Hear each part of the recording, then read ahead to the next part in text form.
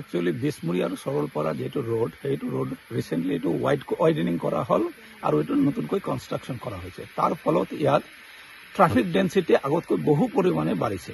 তো এই ট্ৰাফিক ডেঞ্চিটিৰ ফলত কি হৈছে, এতিয়া ইয়াত সোণালী বান্দৰৰ দ্বিতীয় ডাঙৰ আৱাসস্থল হয় এইটো।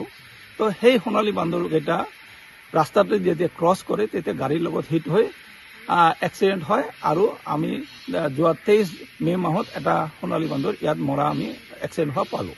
তো সেইখিনি পোৱাৰ পিছত BTC ফৰেষ্ট ডিপাৰ্টমেণ্টে এটা ইনিচিয়েটিভ ল'লে যে আমি ইয়াৰ এটা ষ্টাডি কৰোঁ বুলি, যে ইয়াত কিমান ট্ৰাফিক ইয়াত ৰেগুলাৰ অহা যোৱা কৰে। তো আমি দেখা পালোঁ ইয়াত উইকেণ্ডত প্ৰায় 3000 ট্ৰাফিক ভেহিকেল, 4 হুইল ভেহিকেল ইয়াত অহা যোৱা কৰে আৰু উইক ডেজত প্ৰায় 2000 ভেহিকেল ইয়াত অহা যোৱা কৰে। তো এই ডেঞ্চিটি বাঢ়াৰ ফলত কি হৈছে, ইয়াৰ যিটো ৰাস্তা ইয়াত সঘনে গল্ডেন লেংগুৰ ক্ৰছ কৰে এটা ঠাইৰ পৰা আৰু এটা ঠাই। তো এক্সিডেণ্ট হোৱাৰ চান্সেছটো বেছি।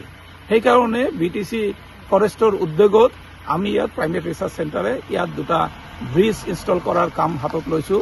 এটা ব্ৰিজ আমি অলৰেডি ইনষ্টল কৰিছোঁ আৰু এটা আমি বনাই আছোঁ, এইটো আজি ইনষ্টল কৰিম, যাতে এই যে এক্সিডেণ্টটো এই কেনপি ব্ৰিজৰ ফলত সিহঁতে এটা কেনপি কণ্টিনিউটি পাব, যে ওপৰেদি সিহঁতে যোৱা অহা কৰিব, যাতে এক্সিডেণ্টৰ মাত্ৰাটো কমাব পাৰি। এইটো আমাৰ উদ্দেশ্য, যাতে সোণালী বান্দৰখিনি আৰু লগত আৰু যিখিনি আৰ্বৰিয়াল স্পিচিছ আছে ইয়াত সেইখিনি সংৰক্ষণ হয়।